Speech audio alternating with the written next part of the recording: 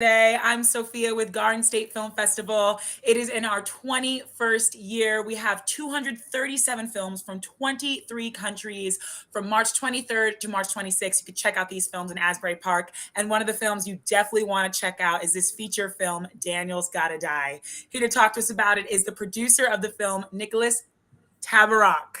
You Did got I the say that name pronunciation correctly? perfect. You Oh, did. good. You I did. hesitated, but he was teaching me before we started how to say it correctly. Happy I didn't botch that. Nicholas, how are you doing? I'm great, thanks. I'm great. I'm happy to be here. I'm looking forward to the festival in just over a month, and I'm excited. Yeah, thank you. Me too. Thank you for taking the time out to talk to me about it. Congratulations to you and everyone involved. Thank you. If you can't tell, I've really loved this film and I'm so excited to pick Thank your you. brain about it. I'm so happy to hear that. So before we get into it, can you tell everybody a little bit about yourself and a little bit about Daniel's Gotta Die? Sure. So I'm a film producer. I've been doing it a long time. I don't want to say how long because that'll age me, but I've been doing this for a while. I'm Canadian by birth, but have been living in Los Angeles the past 15, 16 years. I'm a dual citizen. Um, I've made a bunch of films, maybe 30 now. And Daniel's Gotta Die, we shot 2 years ago right now, actually. We shot February, March 2021 in the Cayman Islands. In the Cayman Islands? Yeah, yeah, Wow. That was one of my questions where you guys filmed it. It was gorgeous. It yeah. looked like such an So amazing location.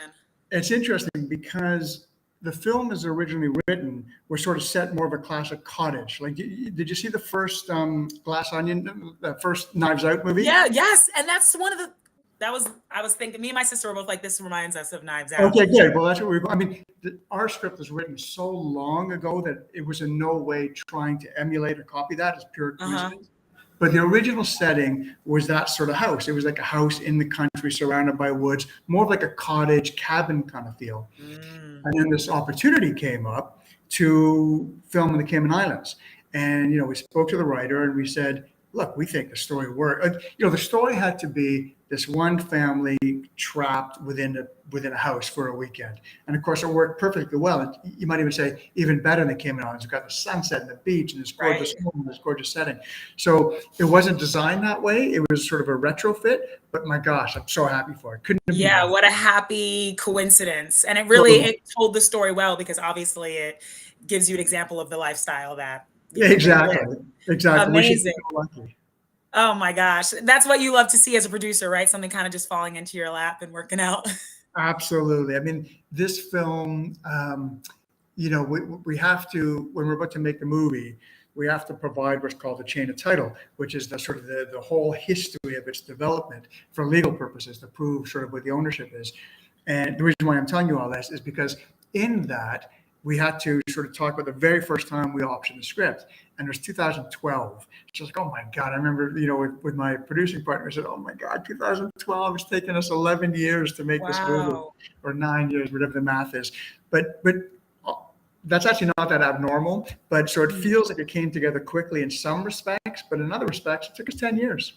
Oh my gosh. So it took you 10 years to kind of put it on its feet and then you filmed it and then now we're seeing it 2 years later. Exactly. That's right. Wow. That's right. Very Yeah. impressive. So how did you first originally get into this project? So it's a really good question because we get scripts from a variety of sources, agents and managers and writers that we have a relationship with and worked with before. This writer, Matthew Dressel, you may see a cat on camera. It's not my cat. I'm staying at a friend's house, and Oh, you have a little okay. guest Well, audience I'll make here. sure to have a question for her later. Okay, yeah. This is very Adorable. unplanned. Um, okay, buddy. All right. And this writer, Matthew Dressel, gosh, again, oh my gosh, now he's stepping on the keyboard. Hang on, I'm sorry. Oh, I she's actually great. That's totally don't, okay. yeah, I don't know the origin. Again, it's 2012. I don't remember how it first came to us. I have to confess, we've had it for so long now. I don't know if there's an agent or a manager or sometimes contests. Sometimes we have script contests where we'll notice, they won an award here, they won it there. So we'll seek it out and we'll say, hey, we saw that your script won at the whatever award. Could we have a read of it? It may be in that. I honestly don't remember the origin of this particular script.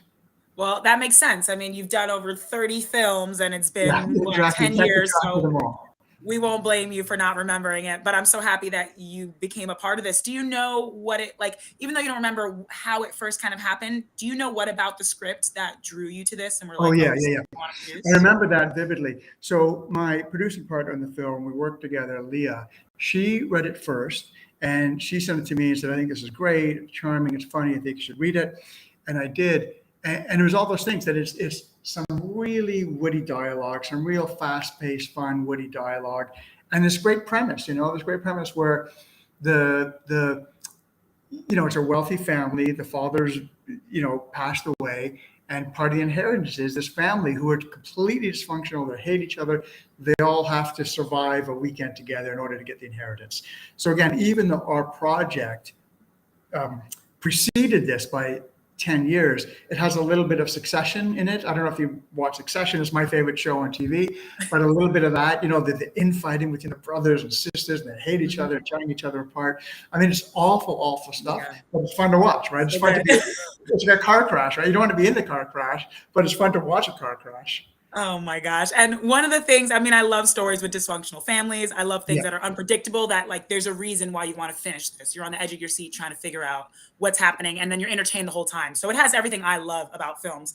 But that's one what of we're the hoping for. things, yeah, and one of the things I do love is the characters too. Every Yeah. single character in this is so unique and just I have a favorite character, but I want to ask you your favorite character. But first, how did you get this wonderful cast? You have Bob Saget in this, which is amazing. And obviously, he passed away, unfortunately, the year that you guys put this Yeah. out, which is crazy. Yeah. Yeah, Mary Lynn Rains, Rice Rice Gum. Cub, Yeah. Joel David Moore. I mean, an amazing cast. So, how did we get this cast? So they came through a variety of sources. So Joel David Moore had a business relationship as a friendship with the film's financier. So William Santor and his company, Productivity Media Inc., they financed the film.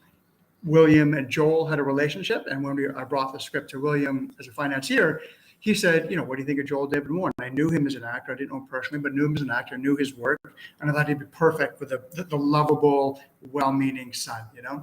So that's how he came to it through Will. Jason Jones, who plays Victor, one of the brothers, he's an old friend of mine. Again, I'm afraid to date myself, but we've known each other since the '90s, so we go back 20 years as friends. Mary Lynn and I had made a film together in 2017. So I knew her. We had made a film together. And of course, in addition to making a film with her, from 24 and Punch Drunk Love, I loved her as a fan. I loved her work. The saddest of them, as you alluded to, Bob Saget and I were personal friends, really, really great, longtime personal friends. And so that was a natural for me because, when I read the script, I love Bob, and we were very, very close, and we spent a lot of time together. And so when I read the script, I thought of him immediately in the role of the lawyer. I thought he'd just be great as Lawrence, and I sent it to him, and he responded. And it was a wonderful opportunity for the two of us. Two great friends to spend 6 weeks together on this gorgeous island. It was wonderful. And of course, as you said, about a year later, ended very tragically. And then the other cast sort of came together through more traditional. We didn't have prior relationships, didn't have a history, but we just sort of, casting and suggestions from agents and so forth. And we just thought, and everyone, of course, perfect for the roles. Right. Dak, actually, who played the mailman, Victor, the boyfriend / mailman. He's also another great long-term friend of mine who we've done a bunch of films together. So I thought he'd be perfect in that role. So yeah, just really a variety, people relationships with, and some people that came in, just Yeah. cold through agent submissions. Oh, amazing. I mean, I am so sorry to hear that you and Bob were so close, and I love the dedication you guys have for him, obviously. Yeah. So definitely shout out to Bob and his family. Yeah. Everyone on this film was phenomenal. My favorite character was Mary Lynn's character. Do you Okay. have a favorite character in this film? Obviously, as I mentioned, emotionally, I'm very attached to Bob and his character. And whenever I watch the film, I'm always, my feelings about him overwhelm everything else. But character-wise, if I take that out of it, and character-wise, they're all so fun. They're all so well-written. They're all so clever and have their own full embodied personality and synchronicity. I sort of can't pick. I like the ensemble. You love all of them. Yes. Yeah. So as you mentioned earlier, I mean, you've been doing this for years. You made over 30 films. In your bio, I saw that you started with smaller, unusual films. That was the word that was in it. And it kind of grew to these big budget films. And here you are working on stuff like this. What contributed to this expansion in your career? It's a big question, but how did you get here? Yeah, it's two different things. One is just a natural progression as you, like in any career, you start off sort of the bottom, start off not really knowing what you're doing and fumbling through it, and hopefully you get better and better at it. So part of it, we're just in doing it and knowing more people and knowing more sources of financing and knowing more talent and knowing more agents, just slowly building your own career. That was one thing. And then the second is a deliberate choice to sort of move towards broader appeal material. I started out in this business, really wanted to make this really idiosyncratic, unique, funny, strange little, its own little thing. And they're so hard to do. And it's so hard to find an audience for those kind of movies, that you sort of say, okay, I want to reach audiences. I want people to see these movies. I'm not making it for me alone. So maybe broaden the genre. So go for slightly more traditional genres like Daniel's Gotta Die, which is, more of a family comedy. Sorry, not family in terms of the audience is the family, but a family dysfunctional comedy. Again, we talked about Knives Out, like that. It's very much in that genre and that frame. And obviously that's designed for a big, wide audience, And I know we're here to talk about this film, but I have a second film thing, the Festival, The Baker, and that's a straight up revenge action film, So that also, again, is a very deliberate movement towards making a film where audiences understand the genre and they know what they're getting. And what do you think makes a good producer? People might be watching this, get inspired by your words, especially when it came to this project too. So the interesting with producing is, to be a great director or a writer or a cinematographer, a composer, editor, it's a relatively singular skill set. You have to be really good at this one particular thing. Producing, for better or worse, is not like that. It's not a single thing.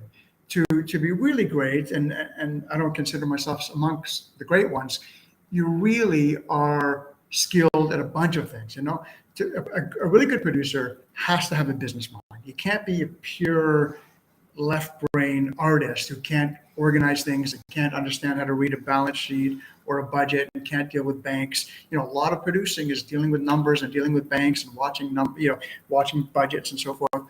But you also have to be very creative. A good producer makes the script better. A good producer helps the director and assists the director to make things more creative. A good producer has a good eye for casting talent. A really good producer is in the edit room and making suggestions, hopefully making the edit a little better, giving music cues, helping select the music, involved with the creative process the whole way through. And organization, it all comes down to the producer pulling all these disparate elements together, the money and the cast and the crew and watching the budget and the gear. So there's a lot of different skills. So you have to have a disparate and varied skill set to be a good producer. Wow. I mean, I never really knew that. I've worked in film before, never in the position of a producer. And a lot of the time, for the longest time, I thought it was kind of just they put money and they kind of work remotely, send out emails, but yeah, they have to be a part of every process and have that both sides of the brain. That's amazing the way you describe that. Absolutely. And of course, some producers are exactly what you said. Some producers are money people and they write a check, they put money in, or they go and find money from other sources. And we're not really involved that way. But a really good producer, the great ones, they really have a hand in everything. Wow. So you had a hand in this entire process. You were there for those 6 weeks. Yeah. Well, first of all, you're invited to, the Cayman Islands during COVID. How are you going to say no? How are you going to say no? You're going to say no to that, right? And by the way, the Cayman Islands was I want to say the only place in the world. Maybe there are a couple others, maybe New Zealand, but they, because it is an island, because you can close the borders easily, they were COVID free. So in Wow. 2021, there was no COVID on the island. So in North America, we had, as you remember, masks and everything was shut down, and no coffee shops, no restaurants, no theaters, no bars, all shut. You remember that. In Cayman Islands, we had to quarantine for 2 weeks. So that was not fun. We had to you did not leave that hotel room for 14 days, and that's not easy. But at the end of the 14 days, it was like the clock had turned back. It was like 2019 all over again. So it was a paradise. For that, I was there 6 months because I made 3 films in a row there, and for that 6 months, especially during the height of COVID, it was glorious. Oh my gosh. Amazing. I loved talking to you. Unfortunately, we're like running out of time, but I could ask you so many more questions. And I can't believe you just threw in there. You made 3 films in those 6 Yeah. months. You really made use of that time. That's amazing. But my last question for you, I really have to put this in, is how you found out about Garden State Film Festival, and how's it feel to have Daniel's Gotta Die screen here? So I didn't find out about Garden State Film Festival. Garden State Film Festival found out about us, which is to their credit. I'm thrilled and couldn't be happier. The film premiered at the Austin Film Festival in October, and your programmer very kindly saw the movie and reached out and said she loved it and she'd love to play it here. We said we'd be thrilled. So I couldn't be happier. Really, really excited. I just looked down at the calendar. It's like just over a month away, a month and a couple of days away. I haven't booked my flight yet, but I think I'll do that tonight, actually. Now that this conversation is inspiring me and exciting me. But I'm really looking forward to being there. And by the way, I'm a huge Bruce Springsteen fan. I am the world's biggest Bruce Springsteen fan. Oh. Never been to Asbury Park. So I'm going to walk the steps that he walked. I want to go to the Stone Pony if it still exists. I don't know. Absolutely. I'm going to go on a Bruce Springsteen tour. Yes, I'm pretty sure Stone Pony does exist. I should know this because I'm in Asbury all the time, but perfect place to bring it back to Bruce. I am so excited to meet you at this festival. It'll be such an honor. And we hear from Tatiana, it does still exist at Stone Pony. So. Yeah, exactly. I'm awesome. thrilled. I'll be there. Oh my gosh, has been such a pleasure talking to you, Nicholas. Seriously. Likewise. Congratulations to you, everyone involved, for making such a great, entertaining film. I can't wait for audiences at Garden State Film Festival to see it. Let me tell you how.